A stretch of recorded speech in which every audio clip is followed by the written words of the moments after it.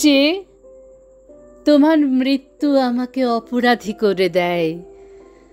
আমার ঠোঁট শুকনো হয়ে আসে, বুকের ভেতরটা ফাঁকা, আত্মায় অবিশ্রান্ত বৃষ্টিপতনের শব্দ। শৈশব থেকে বিষণ্ণ দীর্ঘশ্বাস।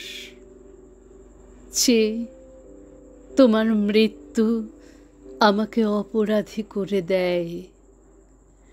বেলিভিয়ার জঙ্গলে নীল প্যান্টালুন পরা তোমার ছিন্ন ভিন্ন শরীর, তোমার খোলা বুকের মধ্যখান দিয়ে নেমে গেছে শুকনো রক্তের রেখা।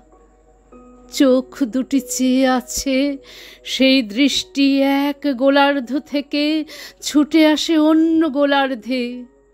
যে তোমার মৃত্যু আমাকে অপরাধী করে দেয়। শৈশব থেকে মধ্য যৌবন পর্যন্ত দীর্ঘ দৃষ্টিপাত।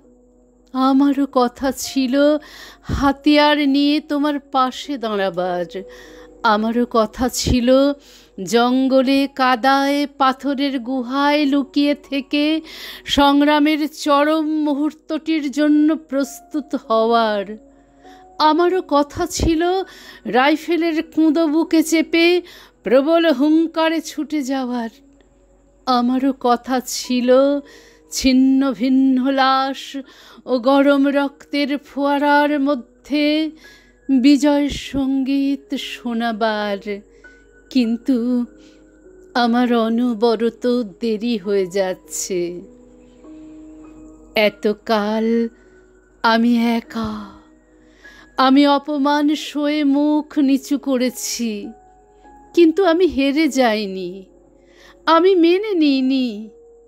আমি ট্রেনের জানালার পাশে, নদীর নির্জন রাস্তায়, ফাঁকা মাঠের আলপথে, শ্মশান তলায়, আকাশের কাছে, বৃষ্টির কাছে, বৃক্ষের কাছে, হঠাৎ ওঠা ঘূর্ণি ধুলোর ঝড়ের কাছে আমার শপথ শুনিয়েছি। আমি প্রস্তুত হচ্ছি, আমি সব কিছুর নিজস্ব প্রতিশোধ নেব। আমি আবার ফিরে আসব। আমার হাতিয়ারহীন হাত মুষ্টিবদ্ধ হয়েছে, শক্ত হয়েছে চোয়াল। মনে মনে বারবার বলেছি ফিরে আসব। যে তোমার মৃত্যু আমাকে অপরাধী করে দেয়। আমি এখনো প্রস্তুত হতে পারিনি। আমার অনবরত দেরি হয়ে যাচ্ছে। আমি এখনো সুড়ঙ্গের মধ্যে আধো আলো ছায়ার দিকে রয়ে গেছি।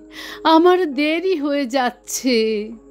যে তোমার মৃত্যু আমাকে অপরাধী করে দেয়। যে তোমার মৃত্যু আমাকে অপরাধী করে দেয়।